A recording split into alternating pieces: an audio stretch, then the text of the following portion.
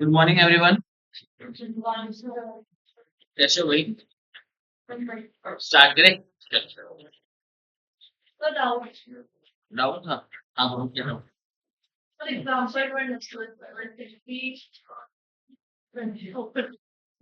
एक minute.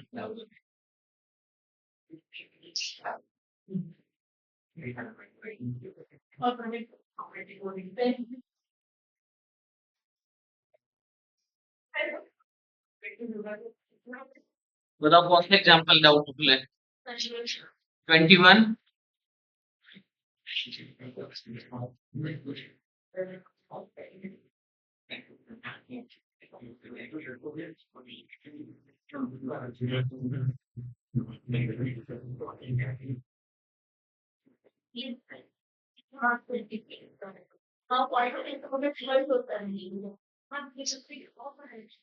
Twenty one और 21,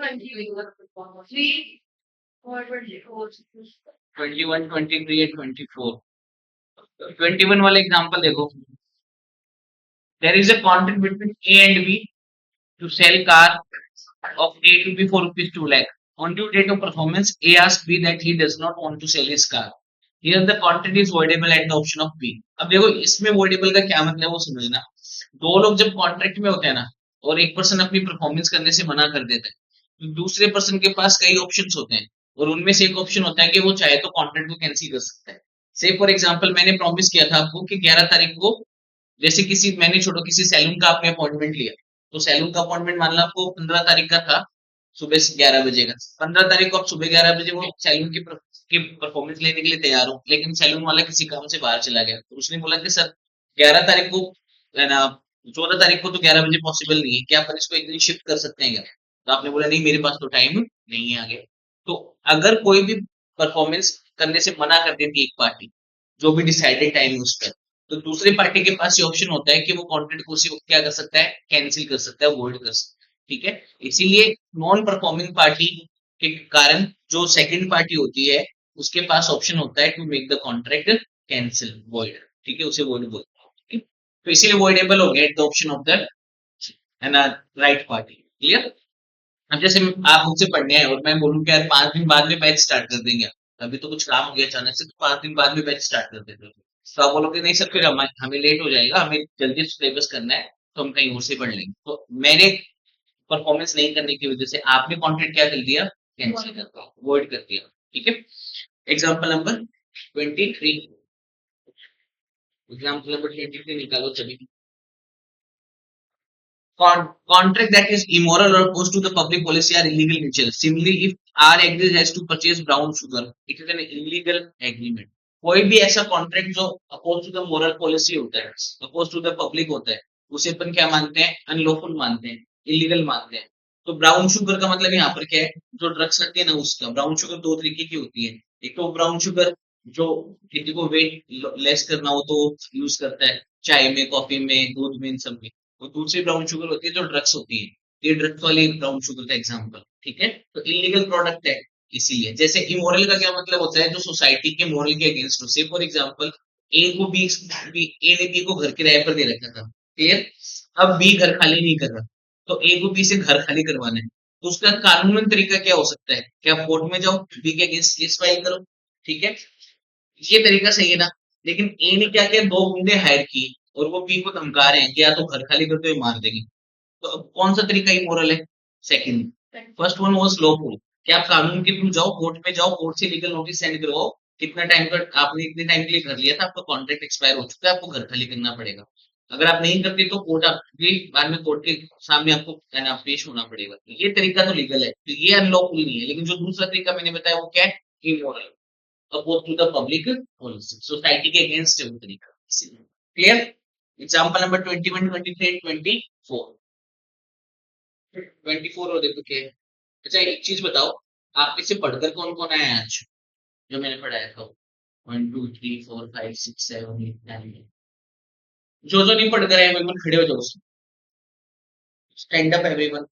जो नहीं पढ़कर आएगा आप नहीं पढ़कर आए खड़े होते जाओ जो नहीं पढ़कर आए। टाइम थोड़ी ना है, खड़े हो जाओ फटाफट। मैं कुछ भी पूछ सकता हूँ, तो अगर आप नहीं पढ़ कर आए और बिना मतलब में बैठे रह गए तो मैं पूछ लूंगा, तो नहीं सब समझा पाए लिख लेना फिर। तो जो भी नहीं पढ़ कर आए बड़े प्यार से खड़े हो जाओ, बिना कुछ बोले। हाँ भाई, बताते जाओ तो नहीं पढ़ कर आए। अच्छा अच्छा अच्छा, आप अभी ऊपर वाली क्लास नीचे वाली क्लास में शिफ्ट हुए हो? ठीक है, बैठो। आप आप तो फिर भी 2 दिन का टाइम था, तो परसों पढ़ लेते। जाना है तो पीडीएफ से पढ़ लो ना, मैं शेयर कर देता हूँ उस वीडियो पे, बैठो दोनों। आप क्यों नहीं पढ़ कर आए? हाँ, टीम रीजन बैठ जाओ। पता ही नहीं था क्या? सब ठीक है, बैठ बताओ। कुछ नहीं, फंक्शन था। फंक्शन में तो मैं भी गया था कल, तुम पढ़ के नहीं आए, मैं पढ़ाऊ ही नहीं क्या? ऐसे बहाने बनाने बंद करो। अभी इनिशियल डेज है, तुम इतना हार्श भी हो हम लोगों के ऊपर, बट पढ़कर तो आना पड़ेगा। देखो सिंपल सी बात है, दो तरीके होते हैं पढ़ाई करने के। एक तो होता है जो रोज थोड़ा थोड़ा पढ़कर लास्ट में एकदम वेल प्रिपेयर्ड होता है, और एक वो होता है कि रोज थोड़ा थोड़ा छोड़ता जाता है, वो लास्ट में इतना इकट्ठा कर लेता है कि वो अपने लिए गोल बना लेता है उस चीज को। तो आपको बटन बनाना है क्या पढ़ाई को अपनी? सीए, जो एक एक सीए फाइनलिस्ट टॉपर है, उसने एक स्टेटमेंट दिया था एक बार कि सीए इज इजियर देन 12। पता है आपको? अतुल अग्रवाल करके एक सीए है, वो सीए रैंकर है, फर्स्ट रैंक है शायद उनका, उनके डेप्थ में। तो उन्होंने एक स्टेटमेंट दिया था कि CA found CA all the CA easier than 12। तो उनके इस स्टेटमेंट को पीछे एनालिसिस किया गया कि भाई कोई ऐसे 12 से सीए को कैसे इजी बना सकता है, ऑब्वियसली नहीं है। 12 का परसेंटेज कितना रहता है? Passing percentage 95, 98, 99। सीए का कितना रहता है? फाइनल में 10% भी नहीं रहता, इंटर में 15% के आसपास रहता है, और फाउंडेशन में 20 to 22% के आसपास रहता है। मतलब अगर 100 स्टूडेंट्स एग्जाम्स दे रहे हैं, तो उसमें फाउंडेशन सिर्फ 22 क्लियर करेंगे, 78 विल फेल। तो इससे पता चलता है कितना आसान है नहीं सीए का। सबसे डिफिकल्ट कोर्स है कॉमर्स का, तो है ना।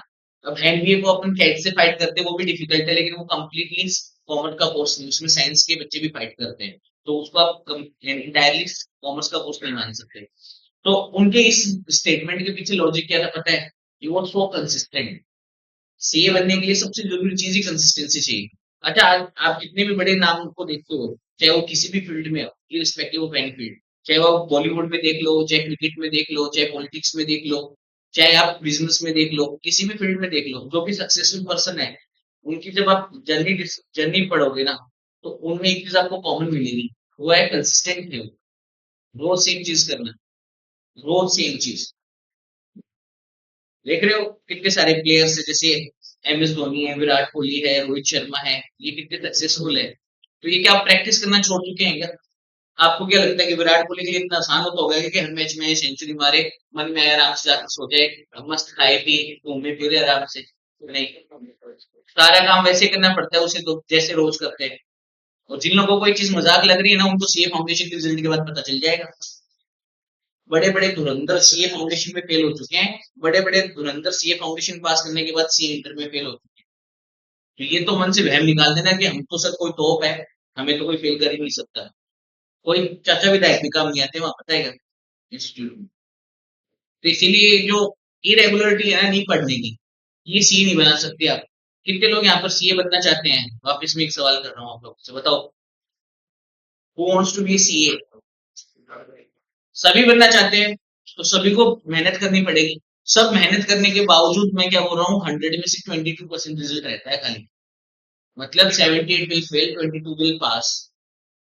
यहाँ का भगवान की दया से रिजल्ट 50-55% है। फिर भी लेकिन अगर 70 स्टूडेंट्स ने एग्जाम दिए, तो कितने क्लियर हो रहे हैं? 35-36।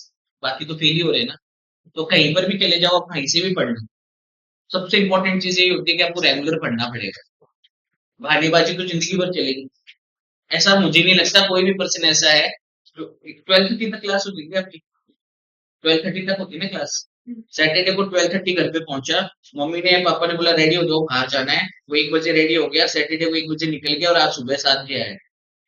ऐसा तो कोई फंक्शन में नहीं गया होगा। तो ये तो फंक्शन था, यहाँ जाना था वहां जाना था, किसी के घर में फंक्शन हो तो फिर भी एक बार समझ में आता है कि नहीं पढ़ाई का माहौल बनता है। लेकिन बाकी कहीं अगर आप बाहर गए हो तो आपकी खुद की रिस्पॉन्सिबिलिटी है कि अपनी पढ़ाई को मैनेज करो साथ में। और ये लेक्चर नहीं है कि मैं लेक्चर दे रहा हूँ आपको, मुझे कोई शौक नहीं लेक्चर्स देने का, लेकिन ये इंपॉर्टेंट है आप लोगों के लिए अभी से समझना। ये सीए जो है ना वो सिर्फ एक चीज मांगती है बनने के लिए, कंसिस्टेंसी चाहिए। और सीए ये लाइफ की कोई भी फेज में चले जाना वो चाहिए नहीं। आप जॉब कर रहे हो, वो ना बोल दोगे क्या फोन करके, सर आज मेरा मूड नहीं आने का तो मैं नहीं आ रहा, तो वो बोलेगा बहुत बढ़िया, बताओ कोई बात नहीं, हमारे काम क्या है, हम तो ऐसी सैलरी बांटते हैं, आज तुम्हें बांट रहे कल तो रोज ले लेगा, तो काटेगा ना वो आपको। कैसे कैसे छुट्टी ले रहे हो बिना कोई काम के, गाड़ी मारनी पड़ती है ना, आपको कोई स्ट्रिक्ट रीजन हो तो ही छुट्टी मिलती है ना। तो फिर वहां पर भी कंसिस्टेंसी चाहिए। अगर आप खुद का बिजनेस करते हो तो उसमें तो और ज्यादा कंसिस्टेंसी चाहिए, उसमें तो आप बीमार हो तो भी काम करना पड़ता है कई बार, जरूरी हो तो कौन सी चीज ऐसी है, फेज ऐसा है लाइफ का जहां पर आप आगे बढ़ोगे और आपको कंसिस्टेंसी नहीं चाहिए। ट्वेल्थ में वो ऐसा करता था कि 5 दिन स्कूल जाते थे 5 दिन छुट्टी, 5 दिन स्कूल जाते थे 5 दिन छुट्टी। हाँ, ऐसे किसी ने किया है क्या? अगर किसी ने ऐसे स्कूल में भी किया है तो उसकी स्कूल लाइफ भी स्ट्रगल करी होगी, लास्ट में जाके ट्वेल्थ करना ही मुश्किल हो गया होगा। तो इसीलिए ना be specific from one day one कि आप लोगों को सीए करनी है तो कंसिस्टेंट होना पड़ेगा। और कंसिस्टेंसी का मतलब ये नहीं है कि आपको 24 घंटे पढ़ना है, नहीं, जो पढ़ाया जाए कम से कम वो जाकर तो रिवाइज करना ही पड़ेगा। अब जैसे एक स्टूडेंट अच्छे से पढ़कर आया, उसकी 3 क्वेरीज है, मैंने उसकी 3 क्वेरी ले ली, अगर आप लोग ढंग से नहीं पढ़कर आए, आपने 15 दिन बाद में ढंग से पढ़ा और आपकी क्वेरीज आएगी, फिर तब तक तो क्वेरी क्लास हो चुकी है, क्वेरीज हो चुकी है, फिर आप वेट करते रहो क्वेरी क्लास होने का या मेरे आंसर करने का। तो इसीलिए ना रोज पढ़कर आओ ताकि आप लोगों को प्रॉब्लम नहीं है। एग्जाम्पल नंबर 24 देखो सभी। A bought goods from B in 2018 but no payment was made till 2022. We cannot sue A for the payment in 2022 as it has crossed 3 years and varied by the limitation A. A good debt becomes enforceable after the period of 3 years has varied by the limitation A. अब देखो ये वाला जो example है ना, same example ऐसा मैं discuss करूंगा आप लोगों के साथ यूनिट नंबर 2 में, लेकिन क्योंकि यहाँ पर एग्जांपल दे रखा है तो एकदम हल्का सा अपन डिस्कस कर लेते हैं। मेरी एक बार ध्यान से सुनना, जब आप गुड्स क्रेडिट पर बेचते हो या सर्विसेज क्रेडिट पर प्रोवाइड करते हो, ये तो समझ गए ना क्रेडिट का मतलब क्या होता है। जैसे Ram sold goods of ₹50,000 to Shyam for 3 months credit, मतलब पेमेंट अभी नहीं मिलेगा, 3 महीने की क्रेडिट दी गई है, 3 महीने के बाद 3 दिन ग्रेस का पीरियड जुड़ने के बाद जो ड्यू डेट आएगी उसमें पेमेंट मिलेगी। तो ड्यू डेट पर पेमेंट मिल गया तब तो ठीक है, वरना वो पेमेंट क्या कहलाता है, लेट पेमेंट। अब क्या होता है कि जिस दिन आपने गुड सोल्ड किया था ना या जिस दिन पेमेंट ड्यू हुआ था उस दिन 3 साल काउंट कर लो। उन 3 साल के अंदर अगर आपने पैसे मांगे थे और या फिर पैसे सामने वाला नहीं दे रहा तो आपने कोई लीगल एक्शन लिया था, तब तो ठीक है, वरना वो डेब्ट क्या हो जाती है, टाइम वेरिड। आपने एक्सपायर वर्ड सुना होगा, एक्सपायर वर्ड सुना है क्या? जैसे आप जो भी प्रोडक्ट्स परचेज करते हो उसके ऊपर एक एक्सपायरी डेट आती है, वैसे जो भी आप किसी को गुड्स क्रेडिट पर देते हो या सर्विसेज क्रेडिट पर देते हो उसकी एक्सपायरी पीरियड कितनी है, 3 इयर्स। तो 3 सालों में अगर आपने उसके खिलाफ कोई लीगल एक्शन नहीं लिया पेमेंट मांगने के लिए तो 3 साल बाद में आपको पेमेंट लेने का अधिकार नहीं रहता।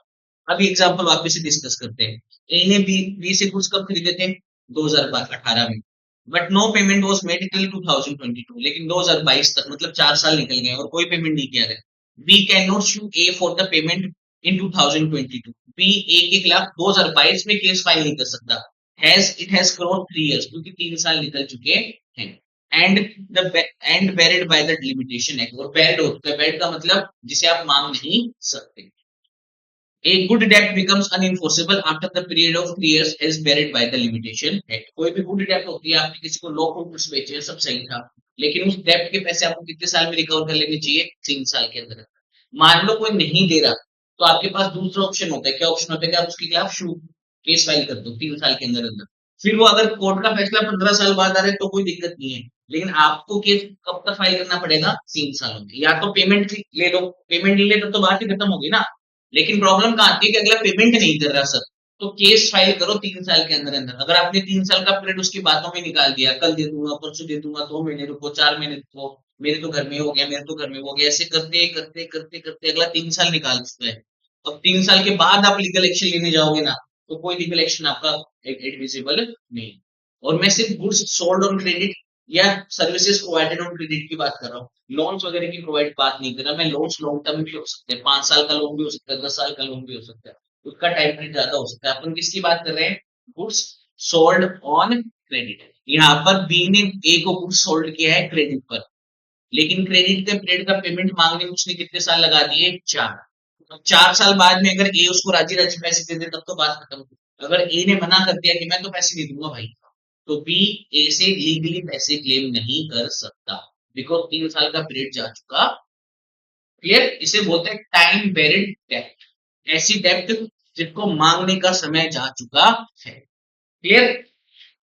समझ में आई एग्जाम्पल? अब क्यों पैसे कवर नहीं हो सकते? सर लॉफुल ऑब्जेक्ट था, लॉफुल कॉन्ट्रैक्ट था, वैलिड कॉन्ट्रैक्ट था, तो पैसे रिकवर क्यों नहीं कर सकते? क्योंकि पैसे मांगने का टाइम पीरियड जा चुका है। जैसे आप कोई मेडिसिन परचेज करते हो, वो मेडिसिन बढ़िया है, सही है, एकदम बढ़िया इलाज करेगी वो बीमारी का, लेकिन अगर उसका एक्सपायरी डेट जा चुका है तो फिर उसके बाद वो कंज्यूम करनी चाहिए क्या मेडिसिन?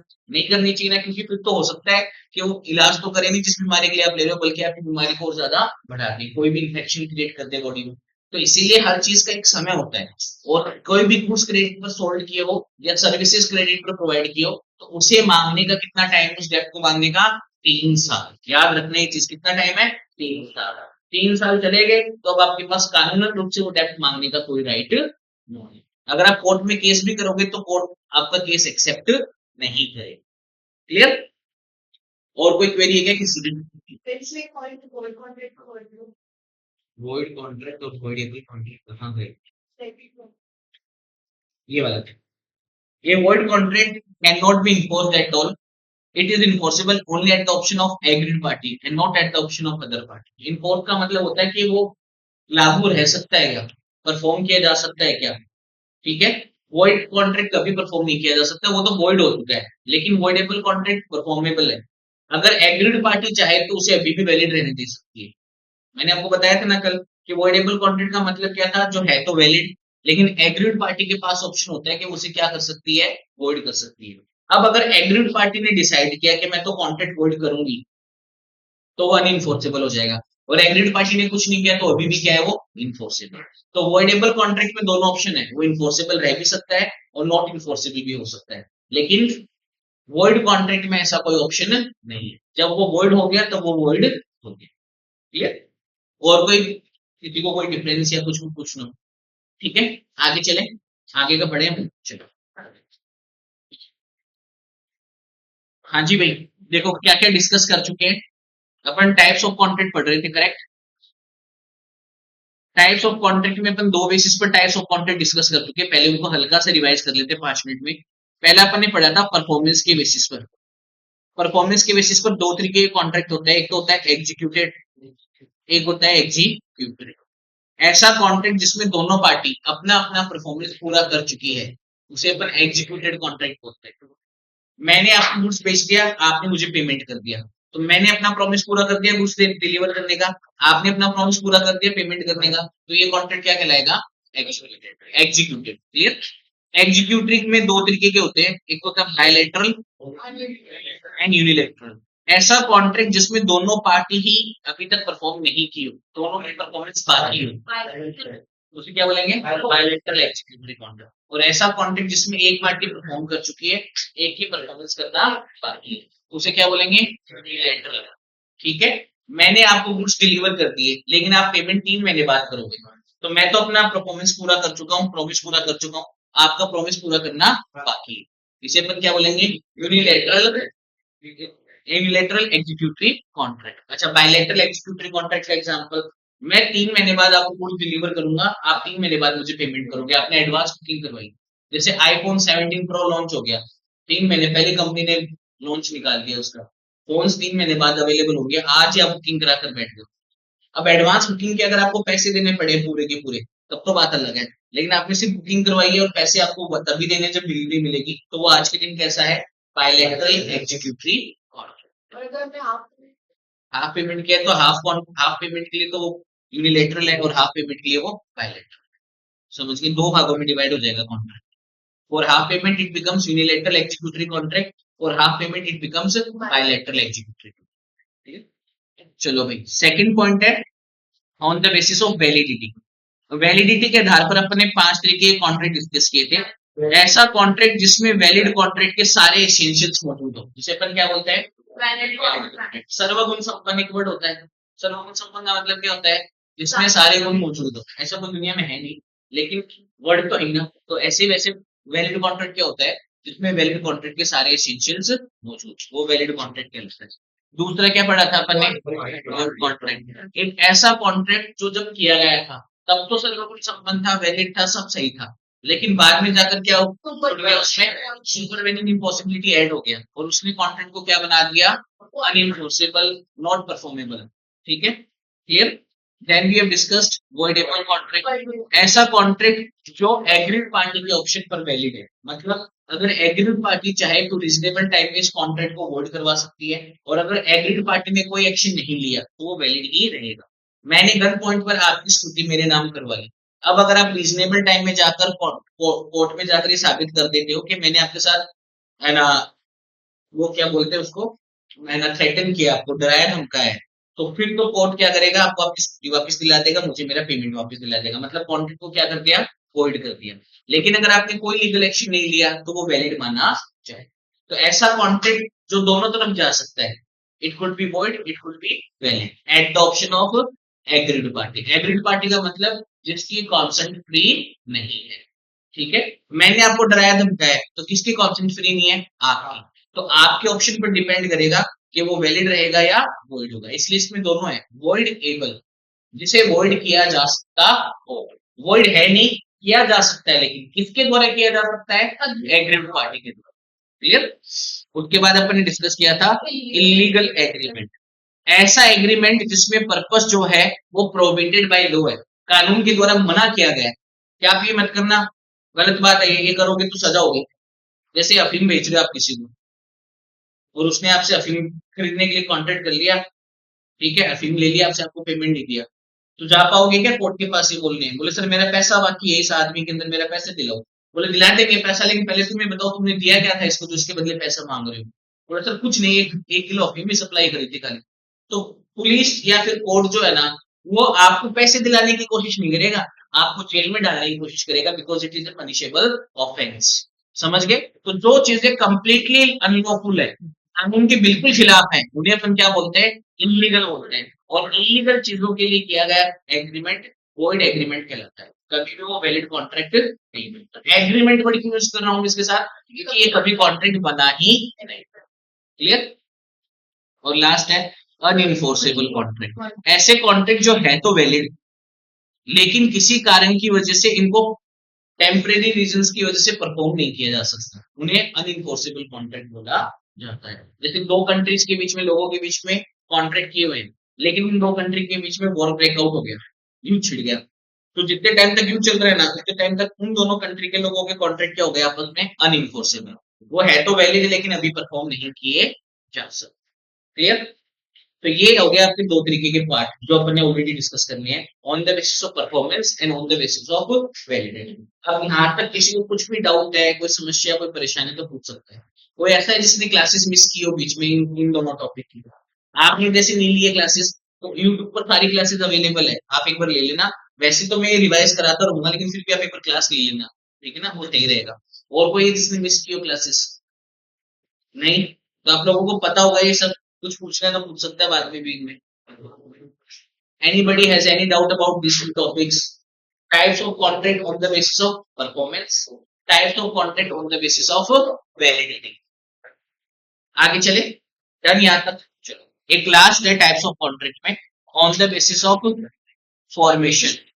फॉर्मेशन, फॉर्मेशन का मतलब है कि आपने बनाया कैसे है कॉन्ट्रैक्ट। इसमें चार तरीके के कॉन्ट्रैक्ट अपन डिस्कस करेंगे। पहला अपन डिस्कस करेंगे एक्सप्रेस, दूसरा अपन डिस्कस करेंगे इम्प्लाइड या टैसिट।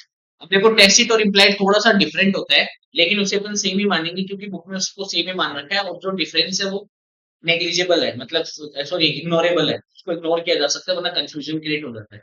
और तीसरा अपन डिस्कस करेंगे क्वासी, और फोर्थ अपन डिस्कस करेंगे ई कॉमर्स कॉन्ट्रैक्ट। ई कॉम का मतलब ई कॉमर्स कॉन्ट्रैक्ट है। तो वन बाय वन इनको डिस्कस करते हैं। देखो एक्सप्रेस वर्ड से आप क्या समझते हो, एक्सप्रेस का मतलब एक तो बहुत तेज होता है, वो होता है एक्सप्रेस, जैसे एक्सप्रेस ट्रेन, वो एक्सप्रेस ही नहीं है, एक एक्सप्रेस और होता है सारी चीजें और रिटन या ओरल वर्ड का इस्तेमाल किया गया है।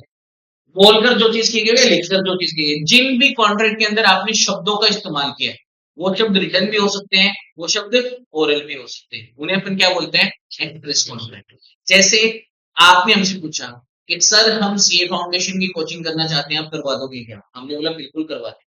तो अब आपने ऑफर किया है वर्ड्स के थ्रू, हमने एक्सेप्टेंस दी है वर्ड्स के थ्रू। तो वर्ड्स का इस्तेमाल अगर किया गया है कॉन्ट्रैक्ट करने के लिए, तो ऐसे कॉन्ट्रैक्ट को अपन क्या बोलते हैं, एक्सप्रेस कॉन्ट्रैक्ट।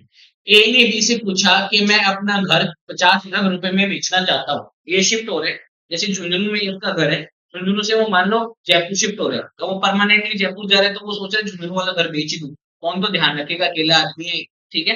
तो उसने बी को ऑफर किया, बी उसका दोस्त उसको पूछा, भाई देख मैं तो छोड़कर जा रहा हूँ, मेरा घर पड़ा है, तुझे घर की जरूरत है, ये वाला एक खरीद ले, 50 लाख रुपए दे देना मुझे।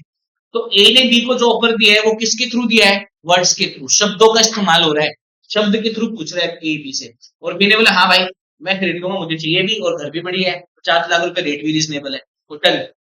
तो बी ने एक्सेप्टेंस किसके थ्रू दी है, वर्ड के थ्रू। तो अगर ऑफर एंड एक्सेप्टेंस किसी भी कॉन्ट्रैक्ट में वर्ड्स के थ्रू दी जाती है, तो ऐसे कॉन्ट्रैक्ट को अपन क्या बोलते हैं, एक्सप्रेस कॉन्ट्रैक्ट। क्या बोलते हैं अपन, एक्सप्रेस कॉन्ट्रैक्ट। वो शब्द ओरल भी हो सकते हैं, वो शब्द रिटन भी हो सकते हैं। जैसे इंश्योरेंस पॉलिसी होती है, इंश्योरेंस पॉलिसी में कैसे वर्ड्स का इस्तेमाल किया जाता है, रिटन, ठीक है। रिटन वर्ड्स के बिना इंश्योरेंस पॉलिसी वैलिड मानी जाती है क्या, नहीं मानी जाती ना। तो कुछ भी शब्द हो, लेकिन वो शब्द होनी चाहिए, चाहे वो ओरल हो चाहे वो रिटन। तो ओरल या रिटन वर्ड्स का इस्तेमाल करके वर्ड्स होने चाहिए, वर्ड्स ओरल भी हो सकते हैं और रिटन भी हो सकते हैं, लेकिन वर्ड्स का इस्तेमाल करके ही आपने क्या किया है, कॉन्ट्रैक्ट को फॉर्म किया है, बनाया है, तो उसे अपन क्या बोलेंगे, एक्सप्रेस कॉन्ट्रैक्ट। समझ में आया? बड़ा सिंपल सा एग्जांपल है। आपने स्टेशनरी वाले को पूछा भैया ये वाली बुक चाहिए, आपको अपनी स्कूल की कोई बुक खरीदनी थी, तो आपके पास वो थी नहीं, या आपके पास जो थी वो गुम गई, या आपके छोटे भाई बहन ने उसको स्वाहा कर दिया, तो आप नहीं लेने गए, तो आपने बोला कि ये बुक चाहिए थी, मिल जाएगी क्या? उसने बोला बिल्कुल मिल जाएगी। तो उसने आपसे पैसे ले लिए, आपको बुक दे दी। अब आपने और उसने किसका इस्तेमाल किया है, वर्ड्स का इस्तेमाल किया है, तो this is called express contract. ऐसा कॉन्ट्रैक्ट जिसके अंदर वर्ड्स का इस्तेमाल नहीं किया जाता, जिसमें बिहेवियर, कंडक्ट या जो भी आप कर रहे हो उससे, एक्ट से पता चल जाता है कि आप क्या करना चाहते हो, कॉन्ट्रैक्ट। जैसे एग्जांपल के तौर पर आप ऑनलाइन गए, आपने ऑनलाइन जाकर जयपुर से सूरत की फ्लाइट की टिकट्स बुक करी है।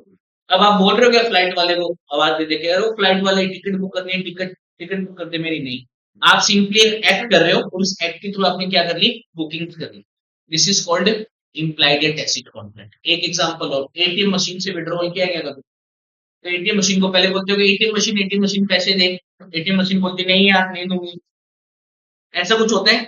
नहीं। आप सिंपली जाते हो, आप अपना कार्ड स्वाइप करते हो, उसमें जो भी पिन वगैरह वो एंटर करते हो, जितना अमाउंट आपको चाहिए वो एंटर करते हो, पैसे बाहर आ जाते हैं। ना तो आपने शब्दों का इस्तेमाल किया है, ना एटीएम मशीन ने शब्दों का इस्तेमाल किया है। और एग्जांपल, कभी कोई बस स्टैंड से गया क्या, बस यूज किया गया कभी किसी ने कहीं जाने के लिए, बस से रोडवेज या प्राइवेट बस से कहीं गए हो गया कभी, गए हो?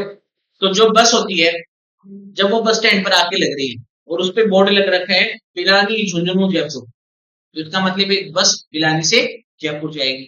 आपको जयपुर जाना है, आपने किसी से कुछ नहीं पूछा, आप उस बस में जाकर बैठे, जब टिकट वाला है तो आपने उससे टिकट ले ली, या फिर आप ऑलरेडी काउंटर से टिकट ले चुके हो और बस में जाकर बैठे, तो ना तो आपने शब्दों का इस्तेमाल किया है, ना उस बस ने शब्दों का इस्तेमाल किया है। तो ऐसे कॉन्ट्रैक्ट जिनमें वर्ड्स का यूज किए बिना, कंडक्ट से पता चलता है कि they want to get into a contract, उसे अपन क्या बोलते हैं, इम्प्लाइड या टैसिट कॉन्ट्रैक्ट।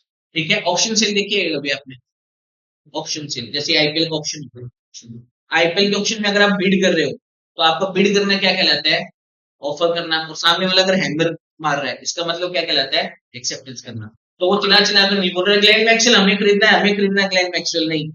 वो बिड करना ही क्या है आपका, ऑफर, और सामने वाले पे फॉल ऑफ हैमर ही क्या है, एक्सेप्टेंस। तो आपने खरीदने या बेचने शब्दों का इस्तेमाल नहीं किया है, आपके कंडक्ट से क्या पता चल रहा है कि आप कॉन्ट्रैक्ट करना चाह रहे हैं। समझ गए, क्लियर? तो ऐसे कॉन्ट्रैक्ट जिनमें वर्ड्स का इस्तेमाल ना करके बिहेवियर, एक्ट या कंडक्ट ऑफ द पार्टीज ये चीज बता रही है क्लियरली कि वो दोनों पार्टी कॉन्ट्रैक्ट में एंटर होना चाहती है, उसे टैसिट या इम्प्लाइड कॉन्ट्रैक्ट बोला जाता है। वर्ड्स का इस्तेमाल किया गया तो कहां चला जाएगा, और वर्ड्स का इस्तेमाल नहीं किया, सिर्फ कंडक्ट ऑफ द पार्टीज बता रही है, तो कहाँ चला जाएगा? राइट। आपने कोई एयरलाइंस की टिकट बुक करी है, टिकट बुक करने का मतलब क्या है कि आप एयरलाइंस के द्वारा ऑफर की जाने वाली सर्विसेज को अवेल करना चाहते हैं। एयरलाइंस को आवाज दे दे के बोल रहे हो क्या मैं चलूंगा नहीं। टिकट बुक करना ही इस चीज का संकेत है कि आप उनके द्वारा ऑफर की गई सर्विसेज एक्सेप्ट कर रहे हो। तो वो ऑफर एंड एक्सेप्टेंस क्या है? इम्प्लाइड है, वर्ड्स का इस्तेमाल नहीं है। Clear? Next one is quasi contract. Quasi contract वैसे यूनिट नंबर 6 में अपन डिस्कस करेंगे, तो मैं थोड़ा सा बता देता हूँ इसके बारे में। जहां पर मैंने किसी टॉपिक के लिए बोला है ना, उस यूनिट में डिस्कस करेंगे। अगर आप लोगों को डाउट हो तो आप उस यूनिट को खोलकर देख सकते हो, वो टॉपिक आपको वहां मिलेगा। तो ऐसा तो नहीं सर ऐसे ही करते हैं 11वीं का 12वीं पढ़ाएंगे, 12वीं में बोला 11वीं में तो पढ़ाए थे, ऐसा कुछ नहीं होगा यहाँ पर। जो जहां पर पढ़ाने के लिए बोला गया है वो वहां पर पढ़ाया जाएगा। क्वासी कॉन्ट्रैक्ट क्या होता है, देखो ध्यान से सुनना।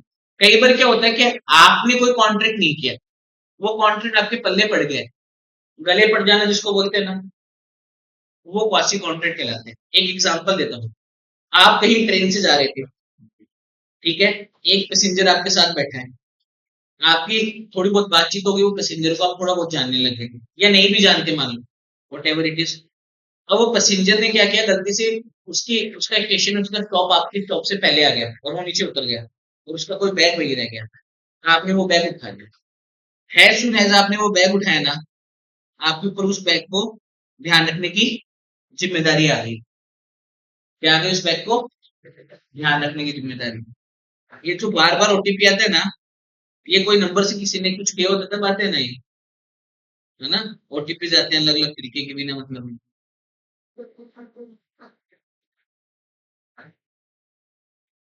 साइलेंट कर देते हैं। 15 ओटीपी आ चुके हैं अलग अलग नंबरों से।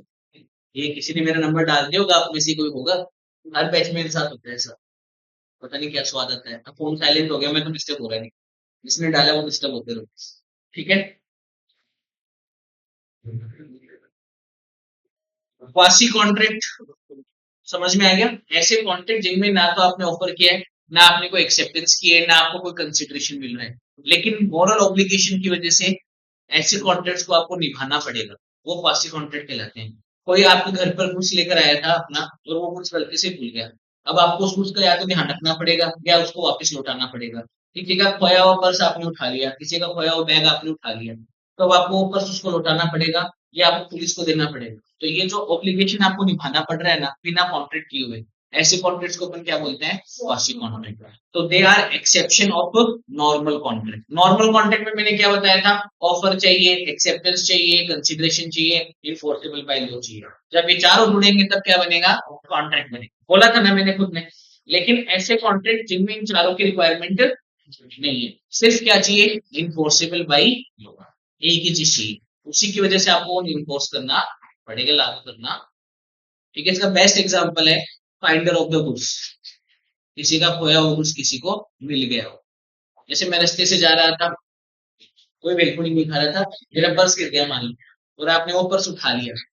अब आपके ऊपर कॉन्ट्रैक्ट अप्लाई हो चुका है, मेरे पास ये लीगल राइट आ चुका है कि अगर उस पर्स में से पैसे गायब हुए या वो पर्स गायब हुआ तो मैं आपके खिलाफ लीगल एक्शन ले सकता हूँ। उठाते ही मत आप, उठाते ही आपके ऊपर क्या हो जाता है?